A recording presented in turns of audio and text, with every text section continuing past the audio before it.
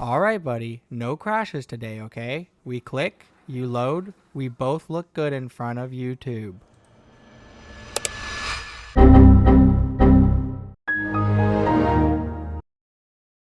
Ignore all of that. Everything worked perfectly first try. Stop the cap. Stop the cap right now. Jokes aside, I've actually been putting in work. Here's the 4 biggest changes I made to the RTS game. Now the first big change is probably the most boring one. Oh fuck, I can't believe you've done this. It's the Voxel system refactor. I know it's not the most exciting headline, but trust me, this one had to happen. It felt as though the last system was held together by duct tape, spaghetti code, and prayer. It felt impossible for me to scale the game up using that system. So what does it actually mean that I refactored the code? What do you mean by that? Well, now everything has its own class, and the whole system is way more organized. The chunk class isn't overloaded with stuff it shouldn't be doing anymore. Instead of trying to cram terrain generation, voxel data, and all the logic into one giant file, I split it up properly. Now I have a chunk class that handles chunk level stuff, a terrain generator class that builds the terrain, a voxel data storage class that holds the voxel grid, and even the storage class got divided. Instead of storing every voxel's data inline, now I have the block type data class that defines all the attributes for a block. Things like hardness, color, texture, or literally anything else I want to add later. All of that gets handled in a block type factory, so I can easily define and reuse block types across the game. If I had stuck with the old system, the chunk class alone would have hit over 1,000 lines and become straight up unusable. Now I can split logic across multiple files and expand the system without it becoming a tangled mess. Adding new features doesn't feel like surgery anymore, it's just adding features.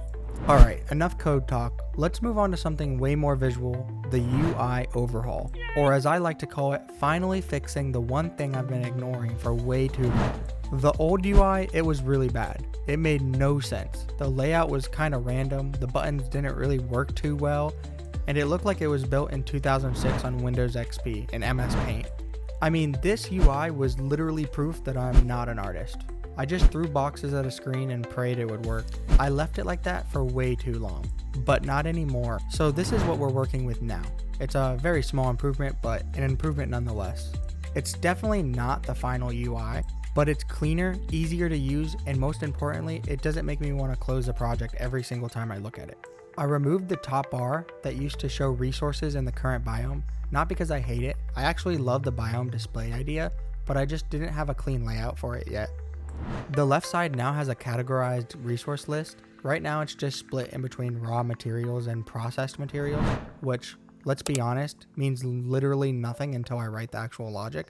But visually, it's way more readable and it's set up for the future. We have yet to really tackle building systems yet, or how foliage and trees will play into this, but its layout gives me room to grow. The icons, they're just placeholders. I've bought a bunch of icon packs over the years and these were the best ones I could come up with. Also, I'm planning on making the top left resources hide by default and only show them when something changes, or if you're in some sort of build mode where you might need to see it often.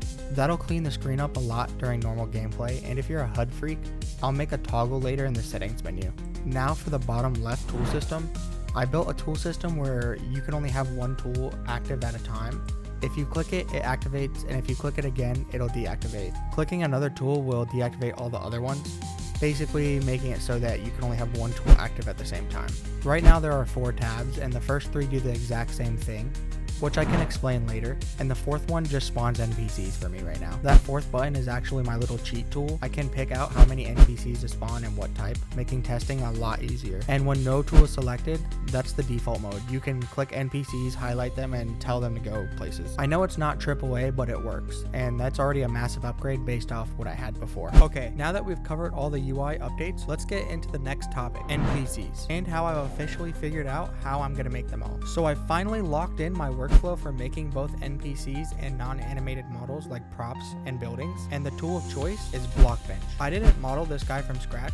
I borrowed the base design from the classic Minecraft player and built on top of it. I just textured and animated it, and honestly, that's what makes Blockbench such a perfect fit. Minecraft literally uses it on their own content pipeline, so it fits my voxel style game like a glove. It's lightweight, free, and I was able to get this little dude fully animated and imported it on Unreal in less than a day. Right now he's got a simple breathing idle and basic walk cycle, not the flashiest animations in the world, but they get the job done, and more importantly, they work in game. And using Blockbench didn't just solve the character side of things, it also gave me great solutions for non-animated models too. So stuff like fences, lanterns, crafting tables, all that can follow the same pipeline. There's no need for complex modeling tools, just keep it simple and keep it voxelized. I'm planning on creating lots of NPC variations later on too, probably store them in an array and randomly pick one based off their job. This guy right now is just a proof of concept, but it's fully functional in Unreal Engine with a working animation blueprint and clean runtime import from Blockbench. Other models down the line will be even easier since I won't always need animations for them. For things like barrels or stone ovens or anvils, I can just bring them in as static props with zero setup. The only thing I'm still struggling with is the pathfinding. These guys love to get stuck, so that's going to be one of the next big things on my list, improving the A-star pathfinding logic and especially the movement following logic. But I'd say overall I've got a workflow that works. Everything is handled in a clean and repeatable way, and I finally have NPCs that look and behave like they belong in the game. Alright, the final and probably most important section of this update, the job system. I'll be honest, I've been putting this off for a while, not because I didn't want to do it, but because I didn't know how to do it. But I finally sat down and figured it out, and honestly, it wasn't as scary as I thought. Here's how it works. I made a system where I can tag individual voxels. Once a voxel is tagged, it sends that data to the job manager, which is a class attached to the player character. Then it finds an available NPC using some custom logic I built to search by role type. Once one is found, the system walks them through the actual job using a step-by-step function. Now that I've got it working, it's actually a pretty clean foundation. It's super modular and super expandable. Right now, I'm building out more querying functions to pull attributes from voxels, things like hardness, which determines how long it takes to mine a block. This will allow me to do things like making harder blocks take longer to mine, and maybe even requiring certain roles or tools in order to mine a block. But the next big step is job queuing. Right now, if you tag a voxel and there's no NPCs available, that job just vanishes into the void. I want to build a system where those jobs wait in a queue until someone's free. No question about it, I am ready to get hurt again. That way nothing gets lost and NPCs can just pick up work as they go. If I combine that with better A-star pathfinding and movement logic, it's going to start feeling really solid. The last thing I really want to add is volume selection, where you can drag and select a whole region of voxels and send them all to the job queue at once. Right now it's just one voxel at a time, but don't worry, it's definitely coming. The job system finally has a real backbone now. NPCs get jobs and they know what to do, and the whole RTS thing is actually starting to come together. Hopefully this was enough to satisfy your dopamine levels for the week, and now I can finally get back to work. If you're enjoying this project so far, don't forget to subscribe. This is the first of many devlogs, and I'll be posting new ones every Friday. Let me know what you think in the comments, anything I should change, anything I should add. You guys are a part of the project too.